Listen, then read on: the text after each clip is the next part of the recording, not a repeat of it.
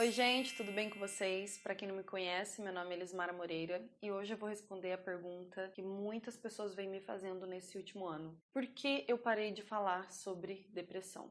Eu sei que a maioria de vocês estão aqui porque vocês assistiram o meu testemunho, onde eu contei a minha experiência com a depressão e suicídio e o milagre que eu vivi naquele quarto de hospital. Esse vídeo foi gravado há 2 anos atrás, no Setembro Amarelo do ano de 2018. E existe uma Lismara antes daquele testemunho e uma Lismara depois, mas eu já vou explicar por quê. Eu lembro de levantar uma manhã com meu coração assim, me incomodando muito com alguma coisa que me fazia chorar. E eu fui, me arrumei, eu tinha um evento da jornada naquele dia, mas eu senti no meu coração que eu precisava falar sobre aquilo naquele momento. Então eu parei tudo que eu estava fazendo, eu coloquei um celular na minha frente e eu dei meu testemunho. O primeiro motivo que me fez gravar aquele vídeo foi principalmente mostrar para as pessoas que a vida é feita de altos e baixos, que você precisa passar por tudo que você passa e que tudo que você está vivendo tem um propósito, tem um porquê e que vai ser assim de grande valia para você no futuro. Esse foi o primeiro motivo. O segundo motivo foi justamente trazer um pouco mais de esperança para as pessoas que não vê mais um motivo para tentar continuar vivendo, que tem aquela dor da depressão que a gente sabe como é e que não consegue enxergar além daquela dor. Então eu queria trazer essa esperança para essas pessoas, mostrando para elas a vida que hoje eu vivo, mesmo tendo passado por todas aquelas dificuldades que eu passei. O terceiro foi justamente alertar os pais da importância de tomar cuidado na criação dos filhos, que toda e qualquer atitude que ele tenha com o filho tem um peso muito maior do que ele dá. E que dependendo do que ele fizer, aquilo vai refletir na vida do filho dele de uma forma drástica, não só naquele momento presente, mas no futuro, na personalidade, na vida do filho de uma forma muito mais difícil do que ele pode imaginar. O quarto foi justamente trazer à sociedade a importância de falar sobre isso, porque ainda é um tabu, é um assunto muito delicado, as pessoas preferem evitar e a gente precisa falar sobre a depressão, a gente precisa falar sobre o suicídio. Então eu queria dar uma quebrada nesse tabu. O quinto motivo, eu queria fazer com que as pessoas que nunca sentiram o que é a depressão, que nunca passaram pela depressão e que nunca conviveram com alguém que tem depressão, que elas entendessem o que acontece na mente e no coração de uma pessoa que está passando por isso. Então fica muito mais fácil você ajudar alguém depois que você entende contra o que ela está lutando. E por que existe uma Lismara depois do testemunho? Ali vocês podem ver que eu tava cheia de feridas ainda abertas, eu ainda lutava contra a depressão. Eu não esperava aquele alcance do vídeo, fiquei muito surpresa, eu fiquei até um pouco assustada em uma época assim. Mas foi graças a esse vídeo que eu encontrei um propósito pra minha vida, que era aquilo que eu já não sentia há muito tempo. E eu queria levar a esperança para as pessoas através dos meus testemunhos. Foi quando eu comecei a fazer isso de forma mais assertiva através da Jornada Jovem, que era o movimento que eu participava quando eu morava no Brasil. Ali eu comecei esse trabalho voluntário que até então eu estava fazendo só na internet e eu comecei a fazer assim de forma mais presente através das jornadas. Eu dei várias palestras, não só na jornada de Foz do Iguaçu, mas como várias outras cidades que também não tinham jornada e que eu participei de alguns projetos, né, sociais super bacana. As pessoas que levaram o vídeo para fazerem outros projetos sociais em escolas. Gente, quando que eu ia esperar que a coisa mais difícil da minha vida ia servir de inspiração para crianças em escolas do Brasil inteiro, em projetos sociais, e eu estava muito feliz com isso. Por mais que eu ainda estivesse lutando contra a depressão, eu entendi que ajudando outras pessoas eu estava me ajudando e estava me curando nesse processo. O vídeo teve um aumento exponencial. Eu lembro que na última vez que eu tinha checado, um ano atrás, o vídeo no Facebook já estava com mais de 50 milhões de acessos, milhões de compartilhamentos. E eu fiquei, ao mesmo tempo que eu fiquei feliz, aquilo acabou atraindo um público depressivo muito grande para as minhas redes sociais, principalmente para o Instagram, que é onde eu passava a maior parte do meu tempo na época. E muitas dessas pessoas acabaram confundindo o intuito do vídeo. Algumas dessas pessoas me tratavam como diário, elas simplesmente abriam o meu inbox das redes sociais, começavam a me mandar textos e mais textos diariamente das frustrações delas, dos problemas delas, assim, literalmente despejando em mim todo problema, toda frustração, ódio, raiva, rancor, como se eu fosse um diário, como se não tivesse uma pessoa por trás daquela rede social lendo tudo aquilo, uma pessoa que ainda estava lutando contra a depressão e que tem gatilhos. Tinha coisa que as pessoas me mandavam que eu começava a chorar não só pelo que a pessoa estava passando, mas porque eu começava a reviver uma situação que eu já tinha deixado no passado por conta do que aquela pessoa trazia pra mim. E aquilo ia me fazendo mal, ia me consumindo. Outras pessoas passaram a me ver como se eu fosse uma salvadora, como se eu fosse resolver todos os problemas da vida dela. Tipo, Liz, me ajuda, faz alguma coisa, não sei o quê. E eu não tinha o que fazer. Porque quando eu entrava em contato com a pessoa e falava, olha, eu li tudo que ela tinha mandado e tal, e quando eu ia dar o meu parecer, que ó, eu acho que você precisa de um psicólogo, eu acho que você precisa de uma terapeuta, você precisa fazer um tratamento, a pessoa ignorava completamente a dica que eu tinha dado e continuava jogando a frustração em cima de mim, como se eu fosse salvar a vida dela, como se eu fosse responsável por aquilo. E aquilo me fazia mal também. Outras pessoas me atacavam muito, outros não me respeitavam, não respeitavam a minha decisão de ter perdoado a minha mãe, atacavam diretamente a minha mãe. Todo aquele ódio que eu já não queria mais na minha vida, sabe? Que eu já deixei no passado.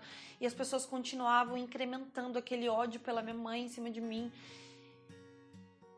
Foi muito difícil. E o mais delicado ainda eram aquelas pessoas que não se preocupavam e não tinham empatia com o conteúdo que elas mandavam pra mim e que elas dividiam comigo. Eu vou colocar algumas imagens aqui, borradas, claro, justamente para respeitar pessoas que têm gatilho, mas eu recebi muitas fotos de pessoas se cortando, vídeos de pessoas se cortando, se machucando, cartas de despedida, foto de pessoa com uma faca na mão, se sangrando toda, falando, ó, agora eu vou me matar, se você não me responder eu vou me matar. Pessoas falando assim, se você não me der um motivo pra viver, eu vou me matar. Liz, olha só, eu vim te mandar uma mensagem pra dizer que eu assisti o seu vídeo, que me ajudou muito, mas assim, não tá dando mais, não foi suficiente, eu vou me jogar do andar do meu prédio hoje, mas eu queria que você soubesse disso e não sei o que, não sei o que.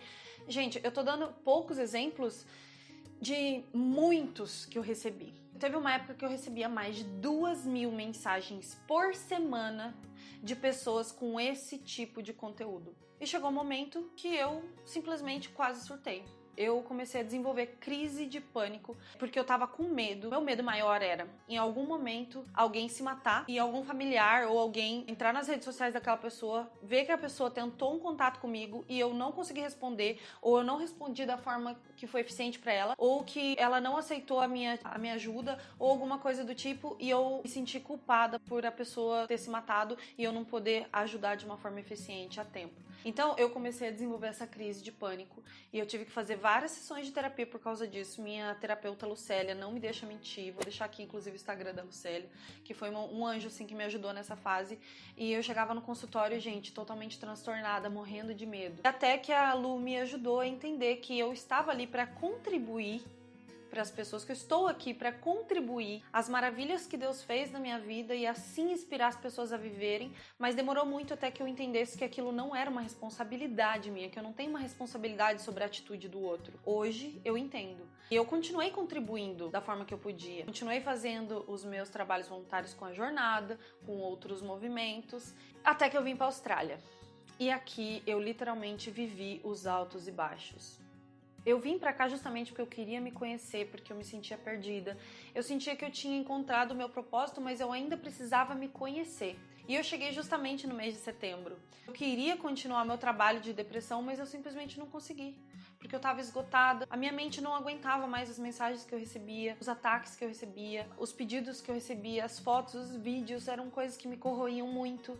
Ainda me corroem, mas hoje muito menos. Mas naquela época, gente, eu tava lidando com a mudança drástica na minha vida, novas responsabilidades, com isso, novos problemas, novas pessoas, novas coisas pra lidarem, e eu também acabei trazendo uma bagagem do passado pra cá, uma culpa muito grande de algumas coisas que aconteceram na minha vida e que eu estava aprendendo a lidar com isso aqui, e principalmente eu precisei tratar isso aqui. E tudo isso acontecendo ao mesmo tempo. Eu sentia que o que me conectava com Deus e com o meu propósito de vida no Brasil era a jornada. Eu tinha muito prazer em fazer o trabalho para a jornada. E quando eu vim para cá, eu senti que eu perdi isso. Então era como se eu tivesse rompido o meu elo com Deus. Eu não conseguia sentir Deus aqui como eu sentia no Brasil e eu sentia muita falta disso. Quando eu vim para a Austrália, eu fiz uma oração para Deus. No momento que o avião pousou, eu falei: Deus, eu só não quero me sentir sozinha, não quero ficar longe de você. e não quero passar perrengue com casa. E por muito tempo, mesmo morando numa casa com outras pessoas, eu me senti sozinha. Tava passando problemas com casa, sabe? Com convivência com outras pessoas. Até que o Lucas chegou na minha casa. Foi a primeira pessoa que eu sinto que Deus trouxe pra não me deixar sozinha. Mas eu ainda me sentia longe de Deus e ainda passava problemas com casa.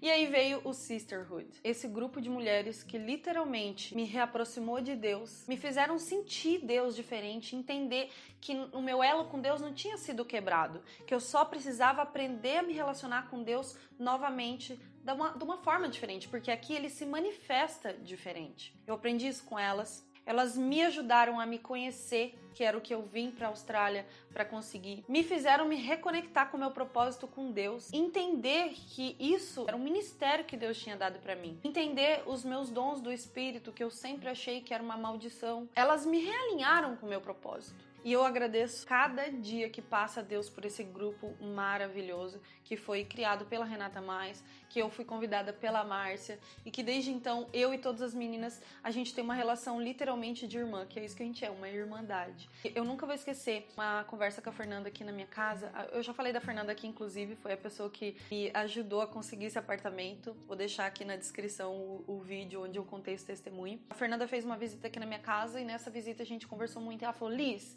o que te enche o coração, te enche os olhos, o que te dá fôlego de vida, o que te inspira? E na hora eu falei: eu sinto muita falta do trabalho que eu fazia no Brasil, dando meu testemunho nas jornadas, sabe? Senti literalmente que eu tava fazendo diferença na vida daquelas pessoas. Quando eu saí de lá, eu sinto que eu perdi isso. E ela me deu essa luz de novo, sabe? Ela me fez entender que o meu propósito ele não tava morto. Ele só tava diferente aqui. Que agora eu vou, mais do que nunca, precisar da internet. E eu fiz uma live com a Márcia, onde ela falava sobre propósito. E naquela live eu senti que eu me reconectei com o meu propósito. Estar dentro do Sisterhood fez com que o meu propósito ficasse ainda mais claro e eu sentisse esse fôlego de vida de volta. Contei tudo isso pra vocês pra dizer que eu precisava desse ano pra mim. Eu precisava desse ano para eu me conhecer, para eu me cuidar, para eu fechar algumas coisas que ainda estavam em aberto no meu passado, para eu cuidar do meu coração e da minha mente, para eu me reaproximar de Deus através dessas pessoas maravilhosas que Ele colocou no meu caminho. Eu precisava desse ano principalmente para me blindar e para me preparar para o que Deus precisa que eu faça, que é levar esperança, inspiração e proclamar as maravilhas que Ele tem feito na minha vida, para que outras pessoas entendam que a vida é feita, sim, de altos e baixos, mas que a gente precisa passar por eles por um motivo, por um propósito e que um dia a gente vai entender por que a gente está passando por tudo isso hoje e que a gente só não pode desistir agora. Eu já lutei pela minha vida, agora eu quero lutar pela vida de vocês. Eu não tô aqui para salvar ninguém, mas se eu puder inspirar uma pessoa, só uma, a continuar vivendo através dos meus testemunhos e através da minha fé em Deus, a minha vida vai ter valido a pena. Então, muito obrigado por vocês que continuaram aqui, que não desistiram de mim, porque eu não vou desistir de vocês. E nesse mês, onde as pessoas dão sim um pouco mais de atenção para esse assunto, que é muito importante e que a gente precisa falar sobre, eu venho com meu coração muito aberto e muito leve dizer para vocês que eu vou preparar vários conteúdos para que a gente possa continuar vivendo e lutando pela vida, mesmo com os altos e baixos, tá bom? Um grande beijo e não se esqueçam, na vida você precisa de altos e baixos, senão você morre. Até mais.